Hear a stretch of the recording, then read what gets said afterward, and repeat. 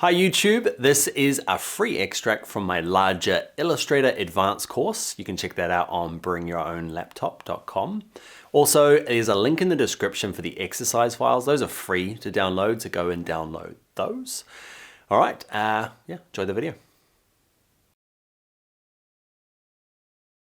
Hello wonderful Illustrator people. In this tutorial, we're going to learn how to make a Linocut like this. It's super simple. Let's get started. All right, to get started, we need to draw the two sides of our petal. Now I've just made a green background and locked it, nothing fancy. You can use any drawing tool you like. I'm gonna use the pen tool with no fill and no stroke. And I'm just gonna make this one super simple, just so it's nice and curved. It look kind of nice. White arrow just to make some slight adjustments. Pen tool again.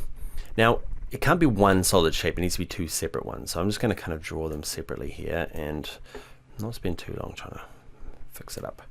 Now, there's two things that make this, well, two things that can mess you up. If you try and line these up now and make them perfect, you can make them perfect, like you really want to, but when you start blending, it does weird stuff. So what we're going to do is match them up, but then pull them back apart from each other. I've got my smart guides on, so it's snapping. It's not snapping at all.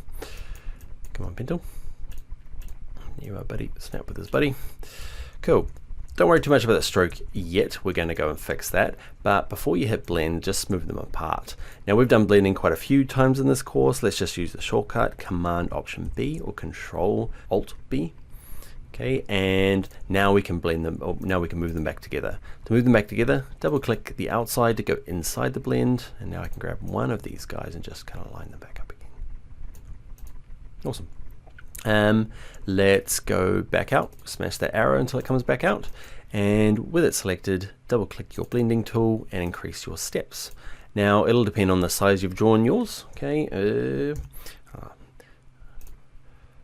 8 or I practiced this, I can't even remember which I picked. That'll do for the moment. Maybe let's come back to that, because what we want to do is, you could leave it like straight lines like that, that's cool. We are going to go to stroke and play around with the profile and just pick this first option here. Then increase the weight of the stroke until we get something we kind of like. Kind of like it there, but I probably need some more steps. Let's just go into steps real quick.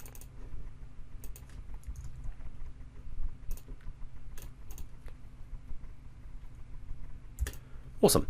Okay, so that's basically it. You got two sides, it's just lines kind of connecting up using blending. Now I'll show you that kind of effect where they kind of, it's more just kind of what other tools you can use to make this kind of full petal, like was it kind of more like a flower bud, and I'll show you some of the pros and cons. Now, one of the things is if I start duplicating this and start kind of messing around with it, it does weird stuff with the strokes. You can fix that after. Say you do decide to kind of bend it around and these kind of endpoints don't work good.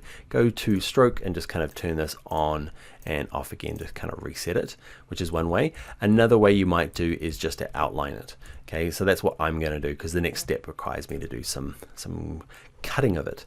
To outline it or to kind of expand it, there's the way that you normally do is you go to Object Expand, right? Don't do that way. Go to Blend and go to Expand.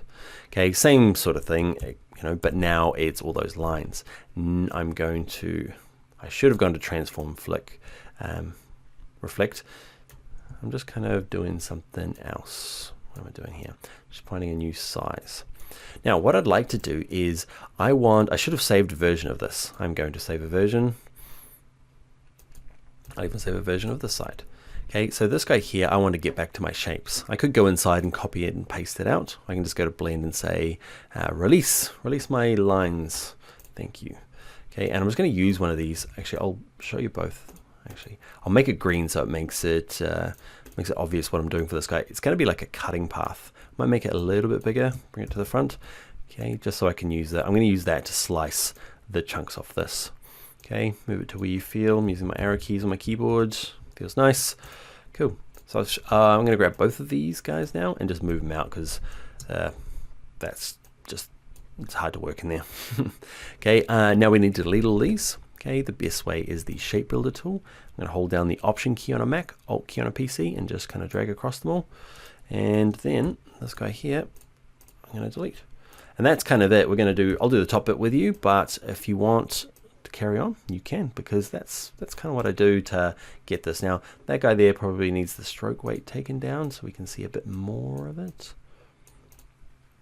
Awesome. Now this other one at the top here, I could use that thing again, or I could just draw one. Let's draw one. So yeah, skip ahead now if you're keen. Otherwise, let's do this together. I'm using my drawing tool. Now what I'm going to do is make sure that overlaps. So even though I've drawn those two little shapes, I'm going to kind of have it so it goes under here so I can slice it off. Now remember, keep them separate, okay, until you've done your blending. Okay, remember Command Option B or Control Alt B. And let's zoom back in. Let's go to wireframe mode, which is Command Y or Control Y on a PC. And they're joined. Double click to go inside them. Now I can grab one of them. Actually, I can grab the anchor point up there. Just make sure they're tippy touching. Come back out by clicking the arrow a few times. Command or Control Y. And with them selected, let's add that stroke and let's change the profile. Happy enough with the size at the moment. Let's increase the blending. Double click the blending tool. Let's go specific steps and no idea. Let's click on that. Way not enough. 20. I'm gonna zoom out. Oh, actually, I can't while that's there. Zoom out. Yeah, it's getting there. Kind of like it. Maybe it's the stroke weight that's not quite working. So maybe stroke weight. Yeah, it's fine. Cool. I'm going to increase it up again. Oh, don't increase it up again. As long as there's enough down the bottom there to slice off. Cool. So now I'm going to grab the thing that I duplicated. Forgot to keep a copy of. Geez, Dan, come on. Release. Release my people. All right. Make it a little bigger. The side here as well. I'm going to ungroup that, and I just want you, my friend, to be in peace. Make it a little bigger. If you just use the same size, it doesn't tend to follow the curve as you'd hoped. Okay, that was probably just a little big. But that's my plan. You know exactly what I'm going to do now, because it's exactly what we did a second ago. This guy here needs to be expanded because I can't use the shape builder tool to delete it because it's still that blending mode. So I just need to grab this object, blend, release. Not what I wanted. Let's expand. All right, let's stick these ones. I'm using my shape builder tool. Shortcut for that is Command M or Control M on a PC. I'm just deleting the bits I don't need. Come here. Black arrow. You guys are gone. Ready for it. The crowning glory. Dun, dun, dun. Oh, it's awesome. Cool, man. That is how to do a kind of a Linocut effect in Adobe Illustrator. All right, let's get on to the next video. Hold up. One last thing. Drop shadows. You may or may not like drop shadows. I'm gonna select them all. I'm not sure why I've paused the video to come back and show you drop shadows, but here we go. I like little ones, little baby ones. Kind of makes it more, maybe from a distance, more Linocut-y. All right, now you can skip on to the next video. All right, see you there. Hey there, I hope you liked it. If you did, give me a thumbs up. It really helps out what I do.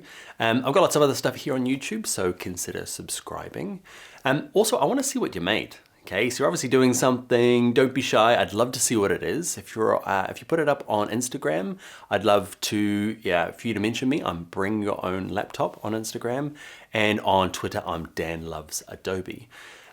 Also, if you like my teaching style and you want more advanced Illustrator stuff, there's the full course. Okay, it's on bringyourownlaptop.com. There'll be a link in the description. Also on Bring Your Own Laptop there's a resources tab, and there's a free cheat sheet in there, free, totally downloadable. It has all the we did the keyboard shortcuts and stuff for Illustrator. It's a PDF, you print it off, stick it next to your computer. It's awesome. All right, continue on. Bye now.